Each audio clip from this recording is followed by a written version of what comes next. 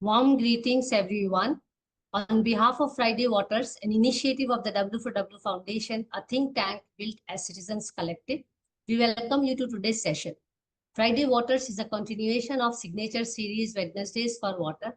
The activities initiated as a series for Friday Waters include Water Talkies, Water Reading Club, Water Thesis Club, Water Arts, and Meet a Maestro. Today we are going to get into Water Arts session.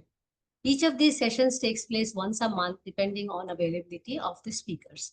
The Friday of Water Arts is to bring water knowledge available in various alternate forms at one place to highlight the opportunities and challenges related to water. The idea is also to increase the outreach of the alternate water practices and profession in the water networks as well as in the society at large. The Friday water sessions are designed to be fun-filled and yet fruitful to learn about the water matters. Do check about our previous Friday water sessions, because we have already completed over 100 Friday water arts sessions and Friday water sessions. The focus of water arts is on bringing the artists who have done or are doing art, music related activities on water matters into the session in order to discuss the making of their artwork, their narratives, their understandings, their learning about the issues they have covered in their subject.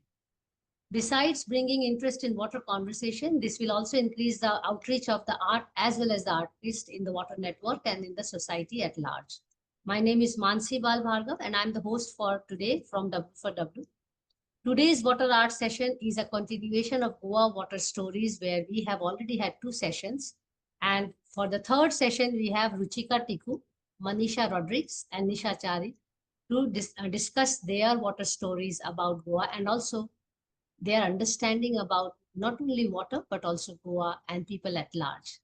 I will highly recommend everyone to look at the beautiful website which is created on Goa Water Stories and know the wonderful journey many of these artists who have gone through the Goa waters.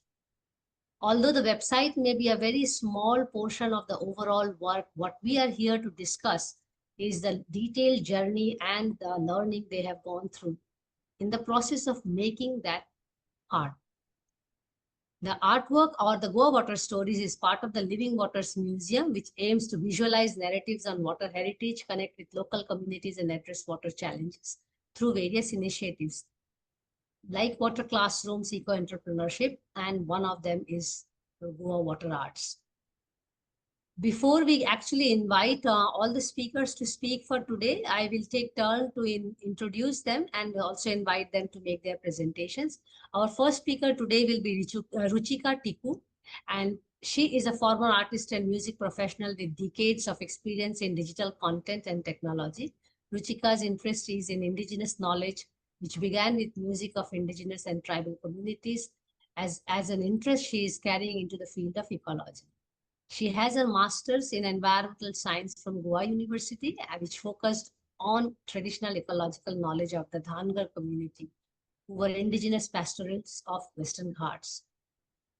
I'm going to put her biography in the chat box, and to save time, I will invite Ruchika to make her presentation and enlighten us about her journey that is actually composed in that Goa water story. I know there's much gone into it than what we see in the website, and that is why it's extremely important that we hear from the horse's mouth. Thanks, Ruchika, and over to you. Sharing the screen.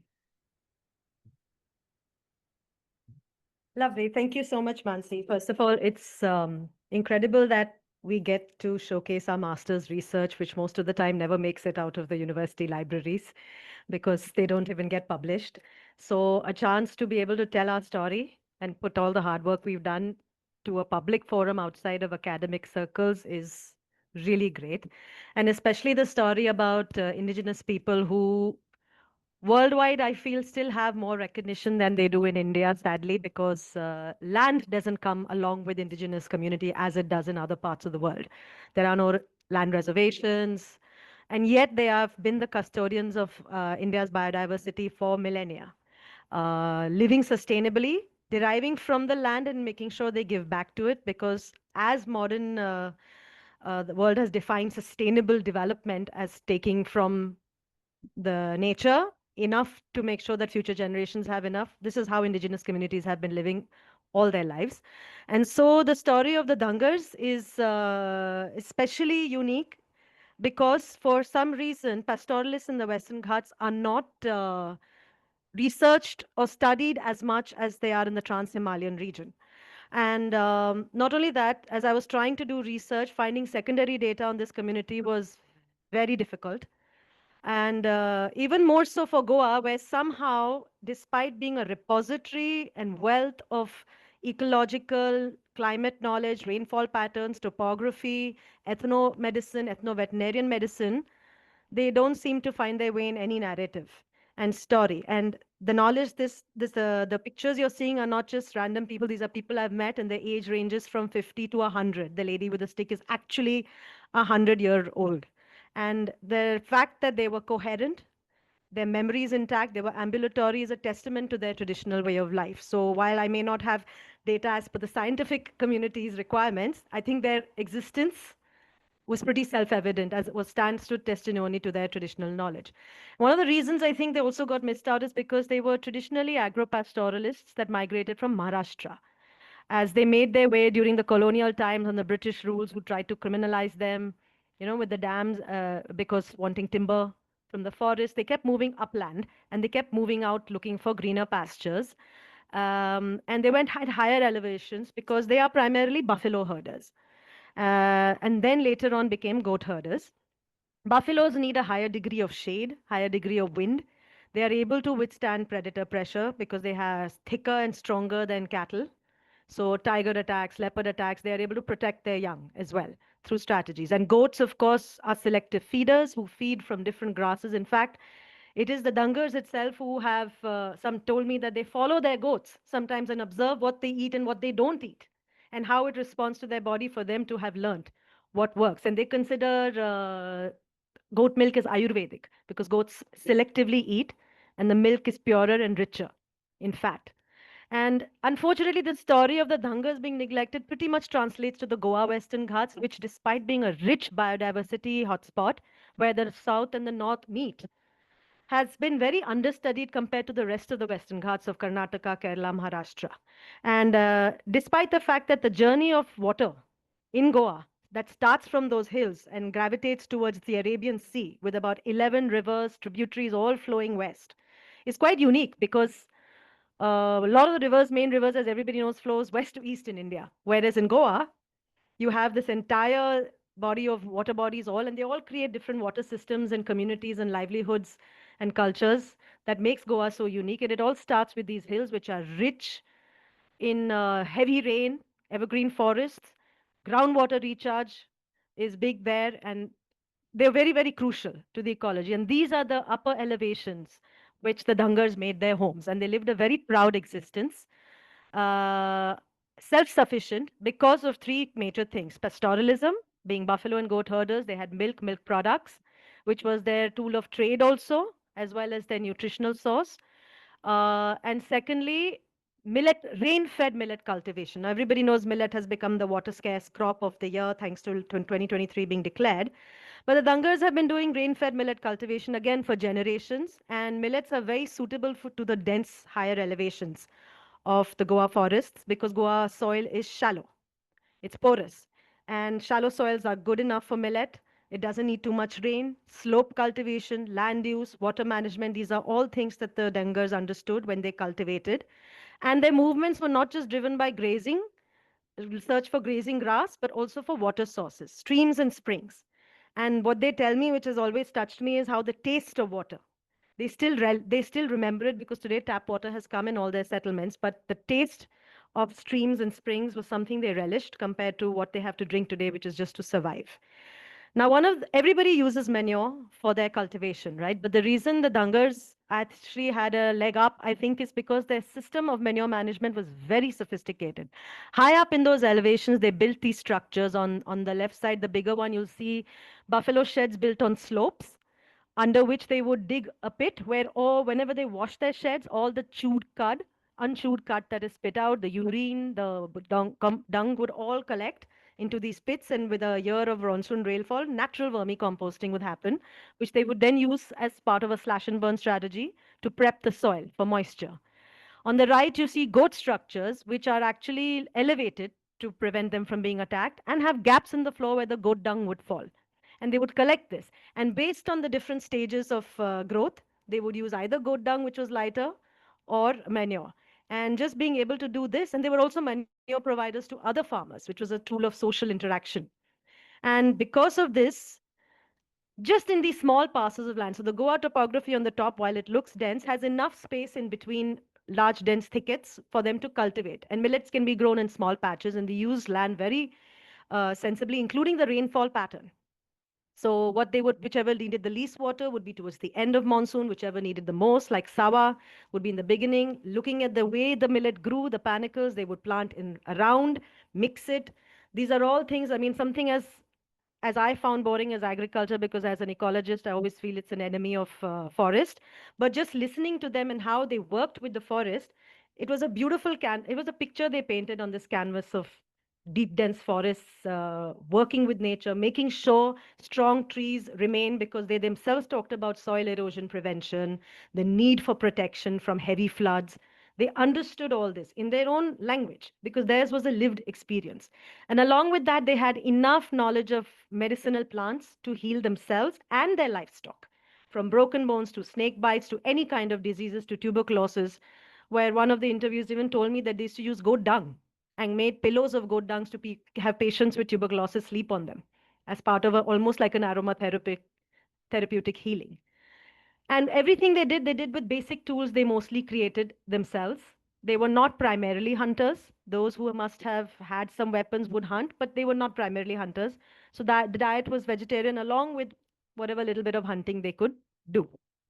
Now, this entire way of living gave them nutritional security because just in the 3 months of heavy rainfall to 5 months, they managed to, in their traditional way of life, sustain their food stock for about 6 months to 12 months, including providing fodder for their cattle, because this is where the beautiful soil animal tree linkage that they created in their traditional way of life worked. Not only was the dung contributing to the cultivated soil, through composting, it was contributing through to the forest because dung dispersal is a method. Seed dispersal through dung is a very known method with many plants grow that are useful for other wildlife, helps provide fertilization to the soil. Those trees are equally important for the animal as they are for the people for shade and food.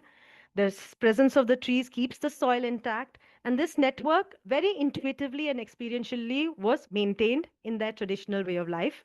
And automatically, modern terms like integrated farming, livestock, and agroforestry were all built into the traditional Dangar system, uh, which is what, if you just take a quick recap, this is the only slide I've kept without pictures because it's important to just quickly summarize how land use, water management, livestock, and other waste management, nutritional security, ethnomedicine, all of it woven into their religious beliefs also because they prayed to nature.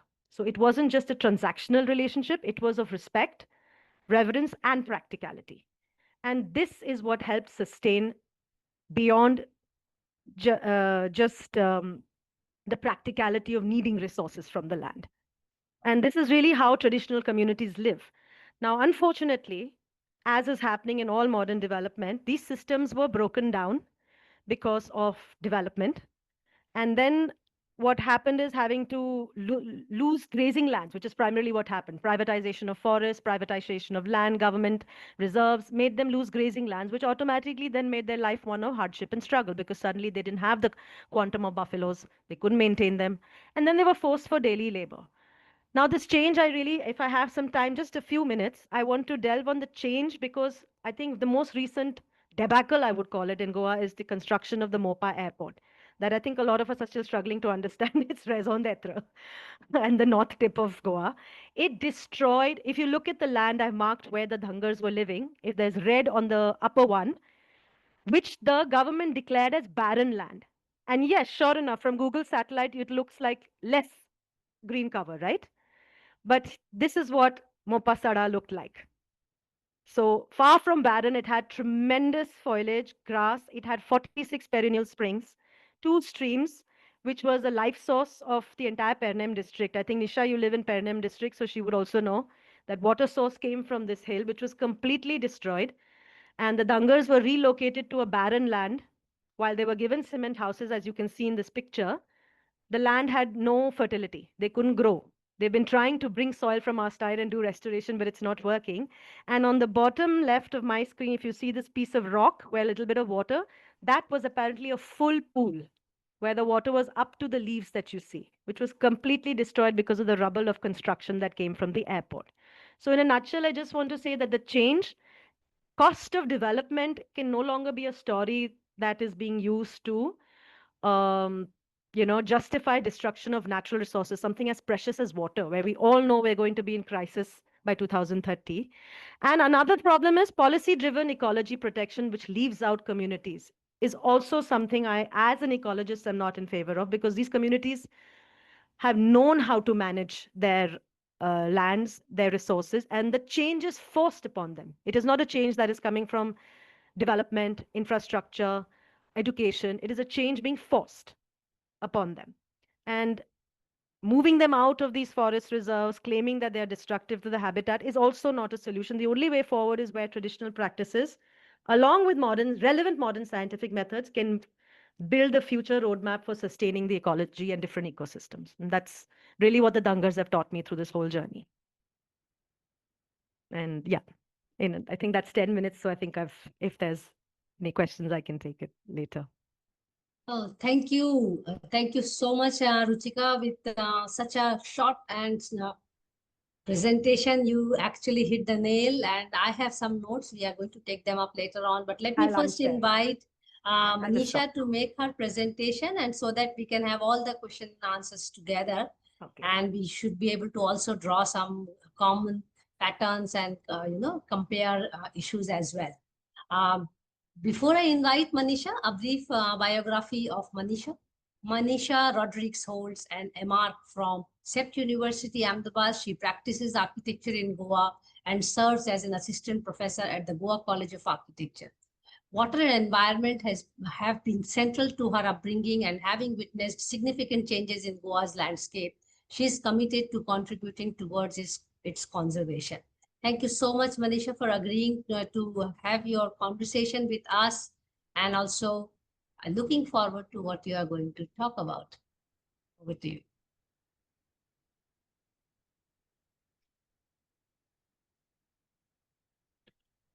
Hi everyone. So I'm going to start the presentation. It's going to Hi. be So from actually, we'll be three of us that are presenting. Myself, Manisha.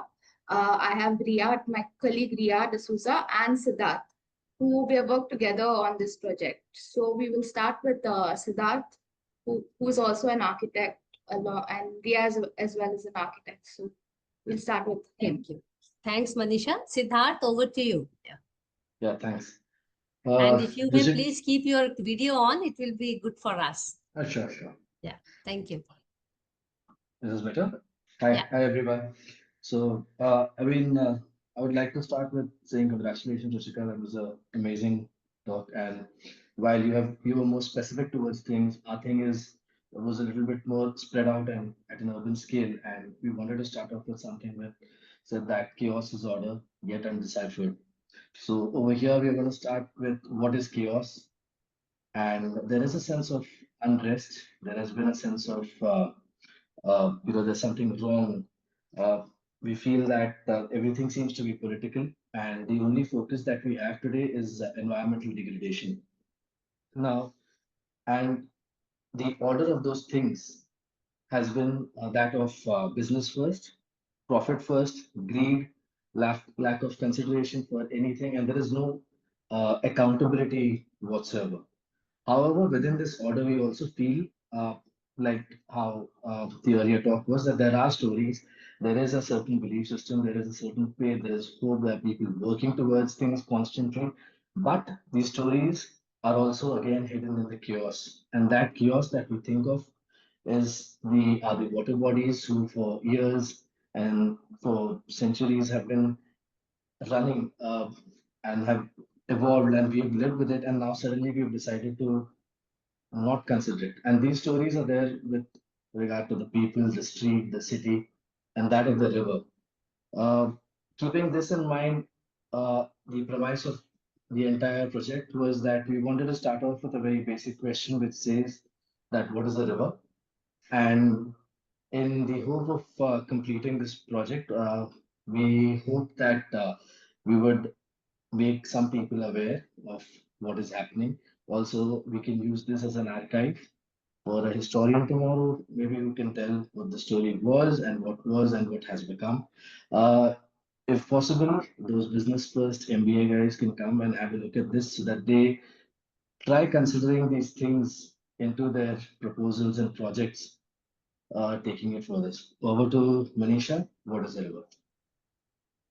So, what is a river? We studied a case of the built environment and the river Mandovi, the Madai, and the Madai. Considering that all three of us are architects, it made sense for us to study something that we already understand and relate it to the river. So we studied this in a way we studied in terms of technical, sensorial, as well as abstract mapping to come up with our final output. This project was done in collaboration with the Goa College of Architecture students, and they helped us a lot during our documentation phase. So this is our team. I'm Manisha, Dasriya, and Siddharth. We three of us were the core team, along with the students of the third year BArch of the 2023-24 batch. So together we collected, documented, collated, analyzed data that would eventually form the graphic journal. So in the beginning, what we did was we had project formulation, and that's where me, Ria, and Siddharth, we sat together and we thought about what exactly should we study and how should we go about doing this. So that's how we finally came down to the theme, like what is a river finally? What does a river mean to us?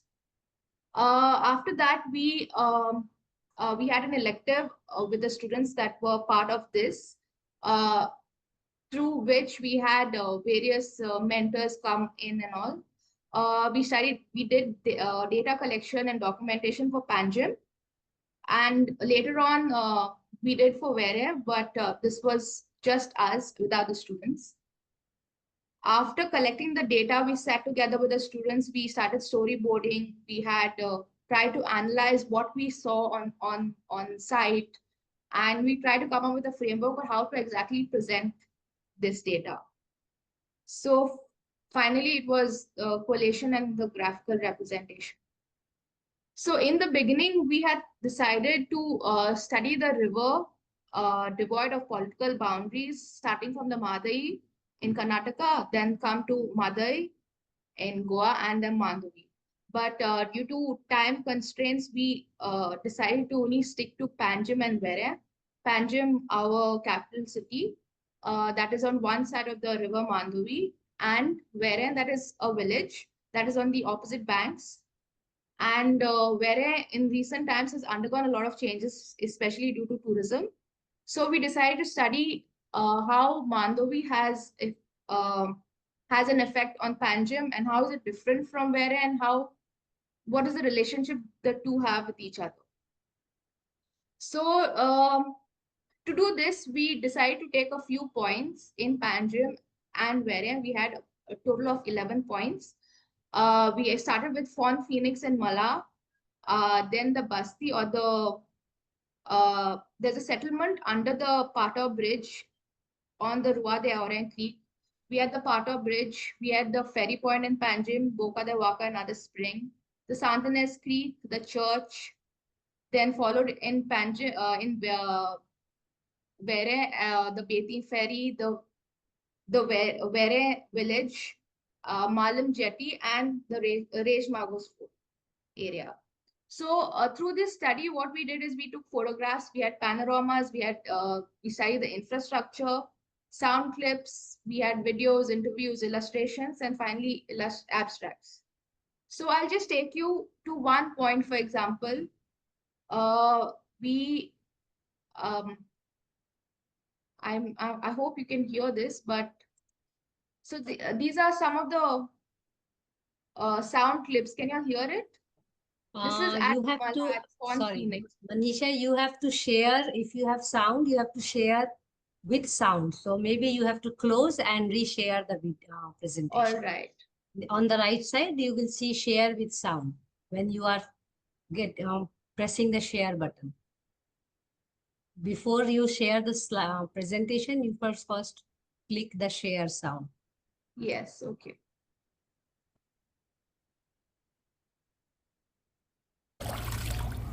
Yeah. We hear you now. So this is the sound of the fawn phoenix when we went there. We also interviewed a lady around at the temple.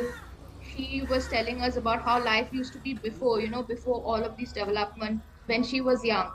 So she started telling us like everything used to be closed by 7 o'clock. That's what Panjim was.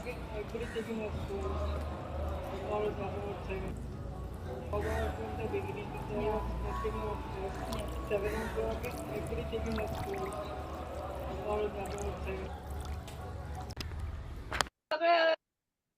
This is the pump house at Mala that was built to try to solve the problem of flooding in Panjim. Um, we we can hear the birds in the background. We can hear the traffic as well as we can hear the water. This is another resident of that area who says everything has changed. So everything has changed.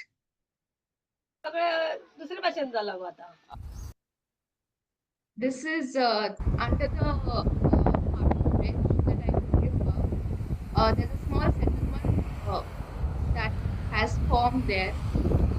That's just under the bridge, and I mean it's not really acknowledged as part of Panjim, but it is. You can hear the traffic over the bridge.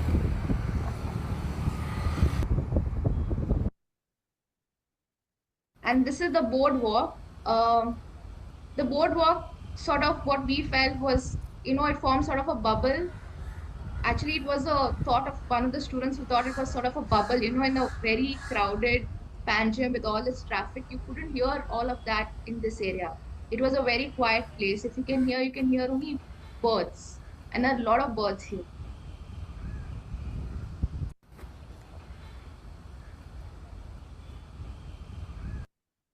This is one of her animations. I thought it was important to show you all. So this is what she sort of expressed in Panjim, that sort of bubble that you can sit a while. Finally, we did. Ria actually did the sketches for 6 quadrants. How we would eventually present this on the website. These maps are animated on the website, and we can see where each of these locations is and all of that. So we had 6 quadrants like this. This is the Santanes Creek quadrant that we will show you on the website. Yeah, Ria, over to you. Right. Okay. So while the scope of our project was mainly, you can see Vere and Panjim, it's something that can keep growing and spread through actually cover the whole Mandavi Mahaday. So so that's something that we thought of initially, and it's something that can continue growing with this project.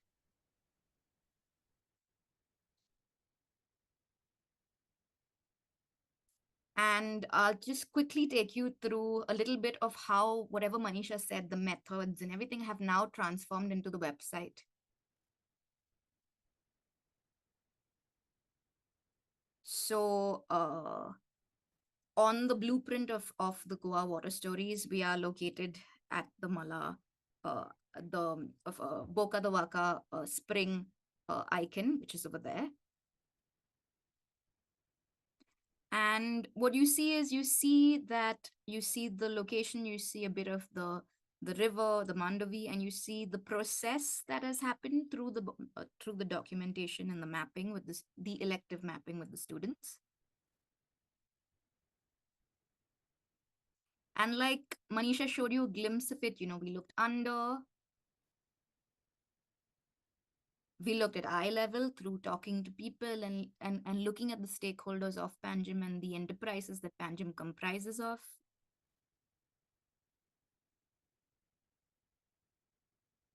We look through the streetscapes and to understand the patterns that, we're looking mainly, while we're looking at abstract mapping, we're also looking at riparian infrastructure, things that are built. And we're looking at textures, we're zooming into like what the river actually means through senses, different senses. And like Manisha said earlier, we had to find a way to now put all of this documentation under one sort of banner. So we're architects, so we look from above mostly, and also from different layers. So we created this sort of 6 quadrants to then populate with the information that we had. And I'm going to just show you very quickly just one of the quadrants. So we're going to look at Mala, and because Manisha spoke a little bit of it, and we're going to show you what the website really has. And yeah. So like the Font Phoenix, which is there, which is the name that Fontainhage in Panjim comes from this location. So the students photographed, they went home and we did it, we reflected on it, they came back, we did another workshop with them, they started sketching, and this is what one of the students, Evantika, sketched out. She sketched out the section to show you what is underneath the city and what is underneath the streetscapes. Annalie did the formation of Panjim. So really talking what Pato is, it's a reclamation, and the history that Panjim has as a reclamation, which is directly from the river. And then we have Raj, who actually, his location point was Mala Fontainhage. And he initially, when he started, you see that the sketch was like very pretty Mala Fontainhage, colorful houses. And then he went back and he was like, no, wait, there's more. Because they walked around, they walked under the bridge, right? So they saw the informal housing that was then. He's like, no, it needs to extend. So then he extended his whole drawing. So, and that's him sketching over there in the side for our storyboarding elective session. So it was while it was this scope for more, it was something that was deep seated, that was a reflective.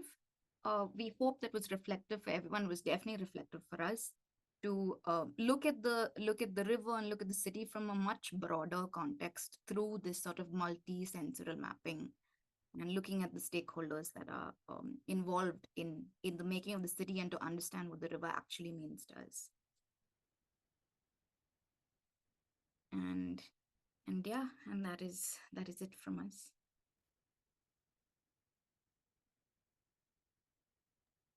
These are the different workshops that happened, going through the library, looking at graphics, getting inspired, testing sounds, and we had a lot of fun, as you can see.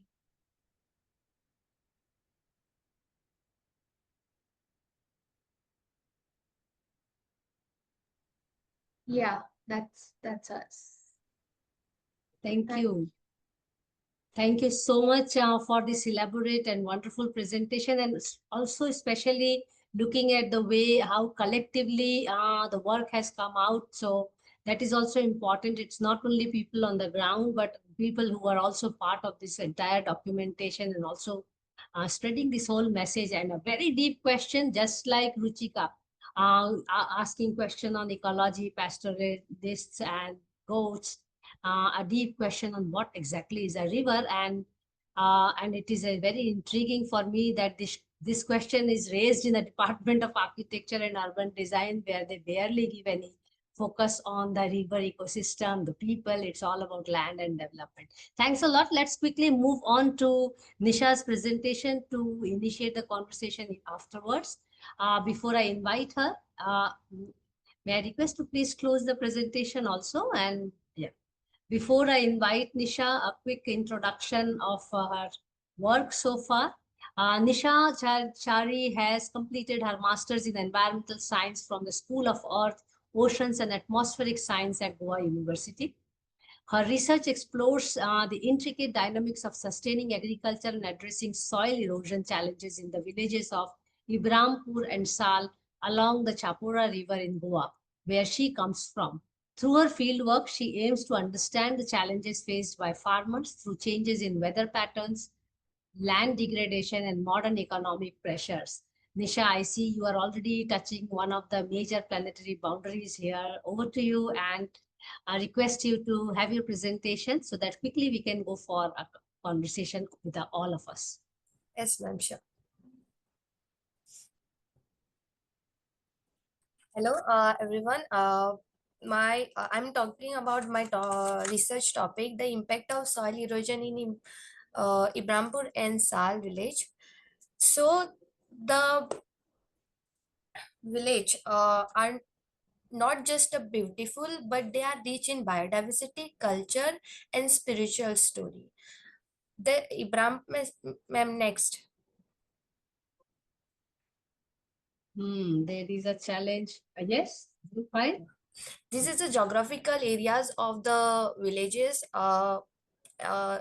Ibrampur village is located in North Goa in Pennem Taluka, and Sal site is located in a Bichore Taluka. So they are very close to each other, and between them the Shapura rivers flow.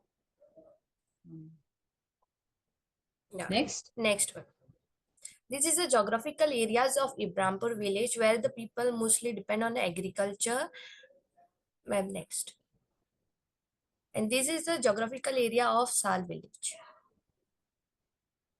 Next. Yeah. In Sal and Ibrampur, they known for the agriculture practice and for their culture and the spiritual stories. So in Sal, many people depend on agriculture and they grow varieties of crops, vegetables, kidney beans, then moong, chilies, and many more. And they also earn to sell these vegetables, these crops in a market. So mostly their life depend on agriculture, fishing because of the Shapura river. But not only that, but they faced many problems during they practiced agriculture and all. So, ma'am, next.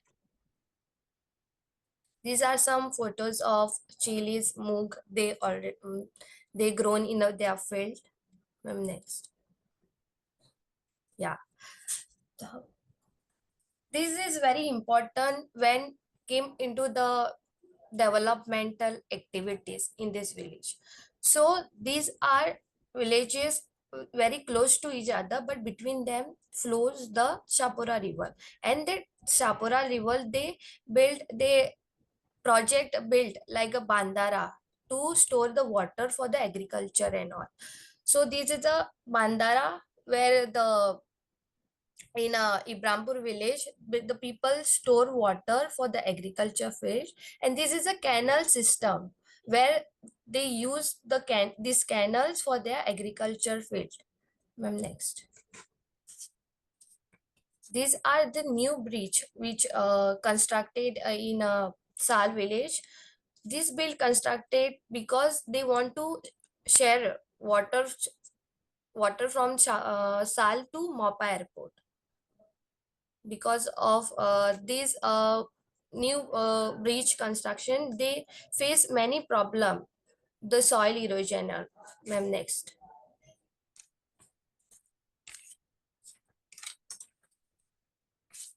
Sal and Ibrampur are peaceful village surrounded by trees, hills, facing flowing water of the Shapura river and all. But there are many problems like heavy rainfall.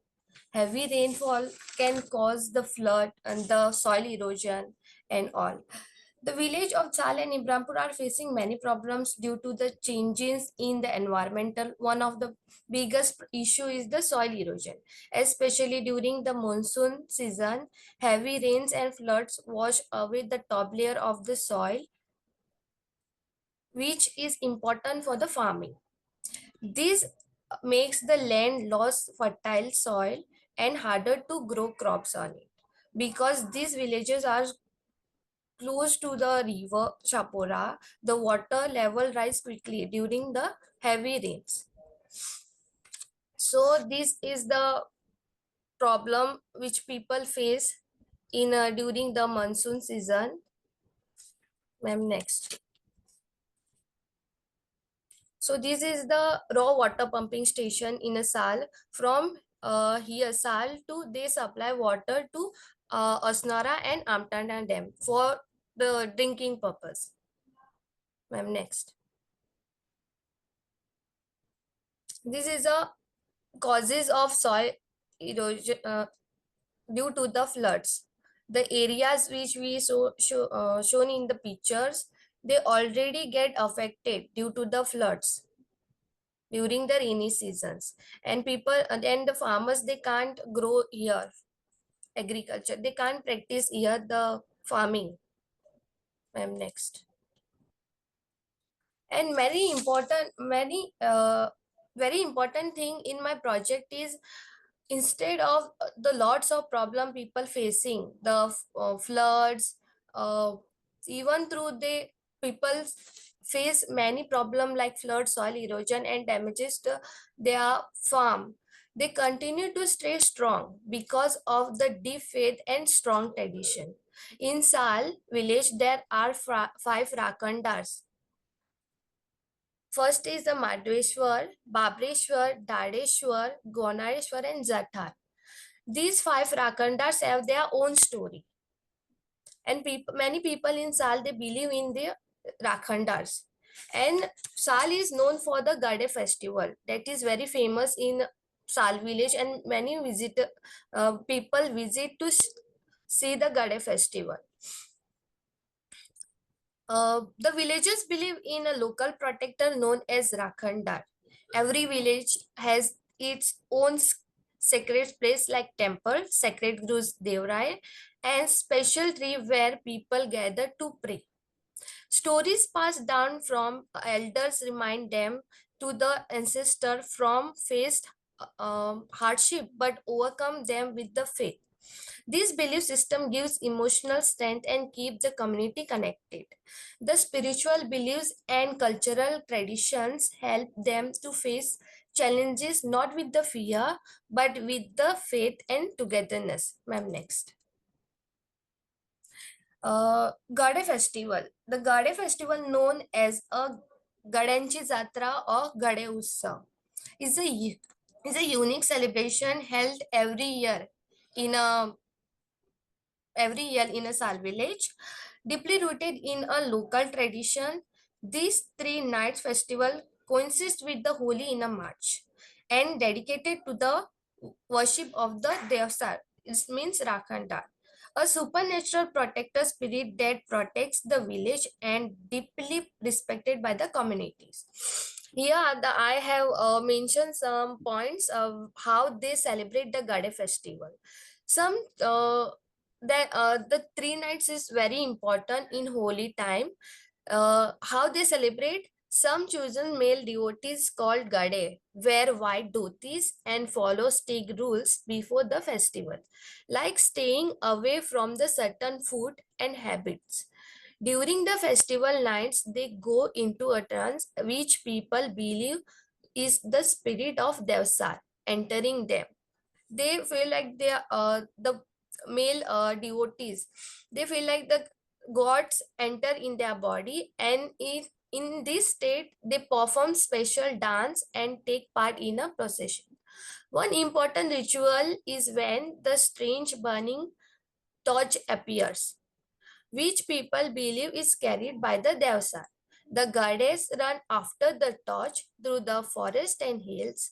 This stage is seen as a spiritual journey or a way to follow the spirit. During the torch chase, some Gades are believed to be taken by the Devsar and go missing for a while. Later, they are found in a trance, not fully aware of themselves. People see this as a kind of hide and seek game between the Devsar and a goddess. Only the last night of the festival, the goddess go to the discrimination ground to collect the leftover unburned wood. They use this wood to go special ritual which are believed to clean the village and remove all the bad or negative energies. This we believe that the how environment and nature connect, how environment and the spiritual is connected with each other. People believe in environment. People believe that the environment is their god, and with that faith, they are um worship this god like a they are everything. And instead of taking so many problems in life they had already, but they still worship these gods because they know they are the protector of them. Thank you. Thank you so much, Anisha. Such simply put and such deep message behind. And I think the important takeaway line is that people believe. They still believe that it is important that they are connected and nature and spirituality. And I really like the word when you use spirituality because I find also them to be together. Let's have a quick round of discussion. I see with the time we will have only one round of discussion. I'm going to pose two questions to all of you, and I will request all of you to be very short and crisp with your responses. Because we are going to have a series of Goa water stories, I will also request you to join other sessions and also jump in into any conversation. And good to see Ria really taking deep engagement into all the sessions across. So even if we don't have a longer conversation today, I request you to join for others. So we will take the same order of responses as we had the presentation. So starting with Ruchika then. And very simple question, which I'm asking all the Goa water story artists, or I will say, I don't know, activists or, Researchers. engaging Researcher. people. Yeah. So Ruchika, you had a very intricate understanding and also understood people. You had people talking also about it. Uh, just a simple understanding of yours, Ruchika, before Goa water stories, after Goa water stories, Oh my goodness, that's not a simple question. and where do those? I really liked when you said that people follow the path of goals, and I was like, wow, because so they are still connecting what Nisha was talking in a different way. So we can trust them like the horse that drinks the water is the purest water kind of thing. So what has changed in you and how do you find this kind of tool? And this question is for everyone, so I'm not going to repeat the question, by the way, to save time. How this kind of documentation, like Goa water stories, is useful for younger generation to engage in these serious subjects. Over to you, Ruchika. So two things quickly. One, for me personally, intuitively, I understood that India and India's ecology has has had its own way of engineering science, which may not have been colonial or Western, but the imposition of the Western system somehow has taken a superior position. And the more we look at the consequences of it, which unfortunately only show up after a long period, the more I'm realizing that, like, we need to go back to the indigenous way. And not entirely. Yes, nobody wants to go live in mud houses, primarily because mud is very expensive now, for no other reason.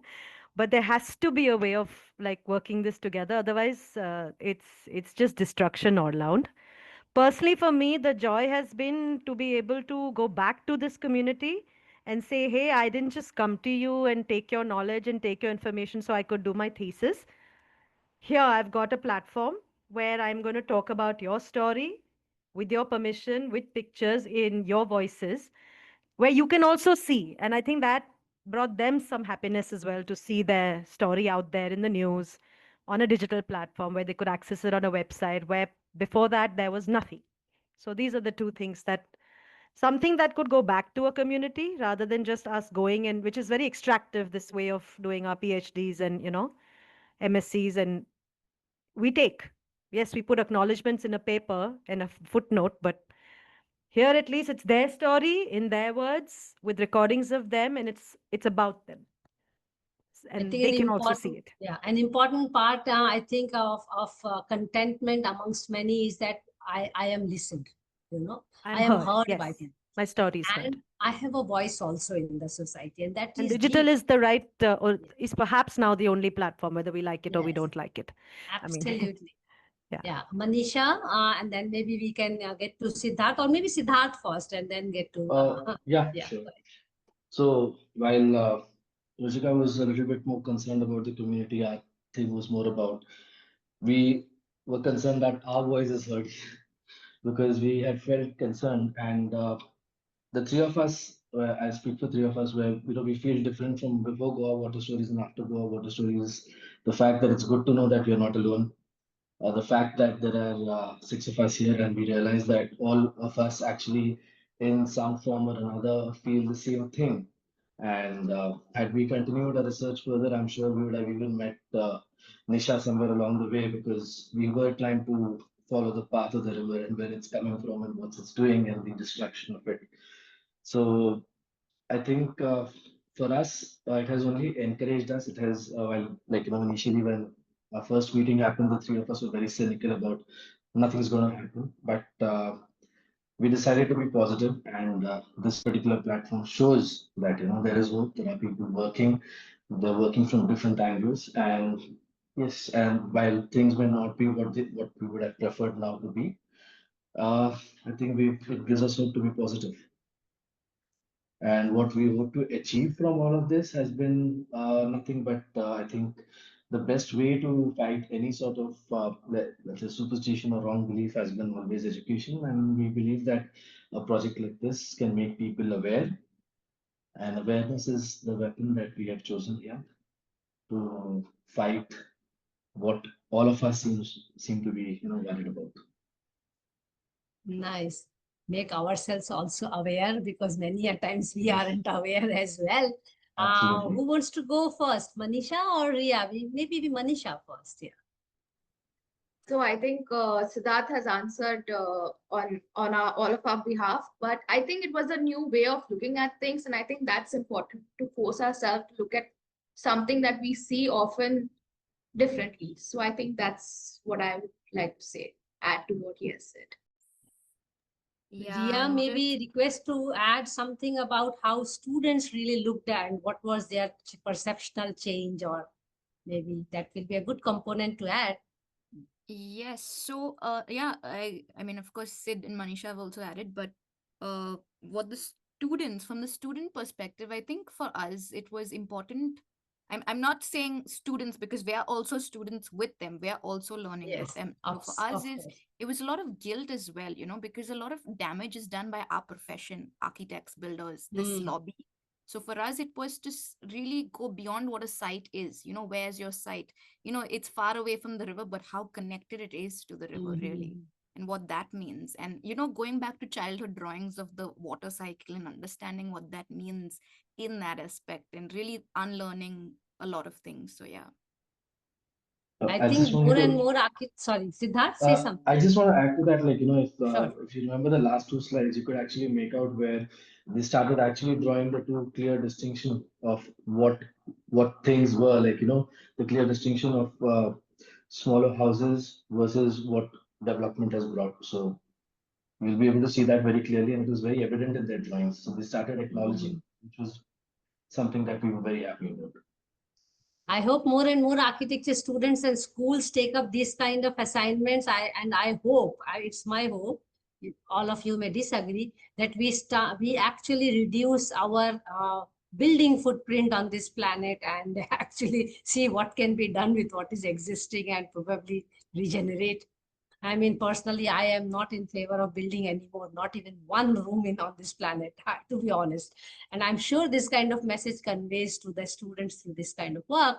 Let's go to Nisha, and it's very good to see how architecture, environment, and other disciplines are come. We had professor from Management Institute last week, last session of Goa Water Stories. So, Nisha, how was your experience before and Uh, after? I know you're part yeah. of the ecosystem. Thank you, ma'am, for giving me such a big opportunity. And I was a little bit nervous because this is my first time, which You did well. thank you. Uh, but before I'm joining Goa Water Stories now, first I'm only focused on my project when I'm studying. That time I only focused on development impact. This development impact, how affect the river ecology and environment, and because of this, how people survive their livelihood. After joining Goa Water Stories, my stories was incomplete. After joining Goa Water Stories, the new concept emerged in my stories, that is spirituality, and that gives my stories new path, new way, new direction, which make my story complete. And that's makes what I feel uh, that was something good from last to till now. The my project was, yeah, I proudly say my project is because anyone asks me what do you मतलब कि आपने क्या किया है, क्या कैसे कुछ, तो मैं बोलती हूँ कि हाँ मैम कि मैं प्रोजेक्ट पे काम करती हूँ। कौन से प्रोजेक्ट पे? कि environment. That's feel better when I tell people no कि मैं भी एनवायरनमेंट पे काम कर रही हूँ। ऐसा कुछ अच्छा फील होता है जब हम बोलते हैं कि काम करते हैं और आगे भी करते रहेंगे।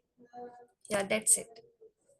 Thank you. It's extremely important to be in love with what you do. And I can see from your little contribution, and I'm also seeing how from a student assignment, it can be game changing work for yourself, you know.